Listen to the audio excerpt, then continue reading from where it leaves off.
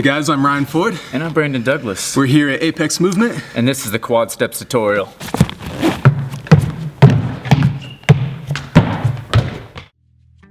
Depending on your speed, power, technique, and a few other things, there's kind of like 3 different ways you can get through these quad steps.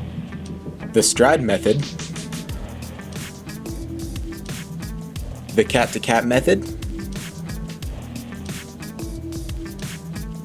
and the twinkle toes method.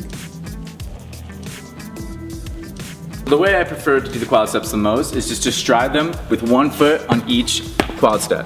The starting platform for the quad steps is not that big, so you guys don't have a lot of room to get a lot of speed. But the first gap to this first quad step is very small. So what I like to do is treat this first step as part of my run up, and it's more like a triple step instead of a quad step. On this first quad step, make sure you put your foot as far forward as possible to set yourself up properly for the next 3. You're gonna have to maintain your momentum all the way through, otherwise you're gonna fall in the water. So make sure that you accelerate all the way through the obstacle, and don't bounce back and forth between each step. Try to keep your momentum going just forward. If you guys are a little unsure that you can stride these, maybe you don't have the speed or power, you can go a little safer with the cat-to-cat technique. So basically you're gonna land each one in this cat leap position. Now when you try to go to the next one, don't push off of 2 feet. And definitely don't try to push off your left foot because you get crossed up. What you wanna do is actually step with your right foot so that you turn with your hips open to the next one. The quad steps can be done in another way, which is the triple step method or twinkle toes. You want to keep your feet moving really fast.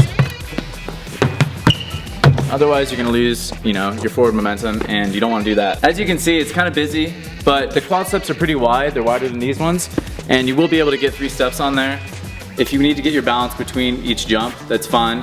But I'm going to recommend that you always stride them. So those are your 3 main techniques to get through these quad steps, but be ready to adapt. You don't have to stick with one, and in fact, you might not have enough power, so you have to be ready to adjust on the fly.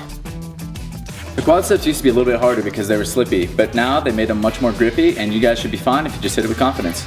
But at the same time, some big names have gone down on the quad steps in the past, so stay confident, stay focused, and you'll be okay. At a Ninja Warrior Finals, the quad steps are much easier than they are in the tryouts. So if you guys get them in the tryouts, you're gonna be totally fine when you get to the finals. Thanks for watching, guys. I'm Ryan Ford. Brandon Douglas. That was the quad steps tutorial. Be sure to subscribe for a lot more Ninja Warrior tutorials coming up. And don't be that guy. Don't fucking fall. You drove all the way down there, okay? You got this, it's easy.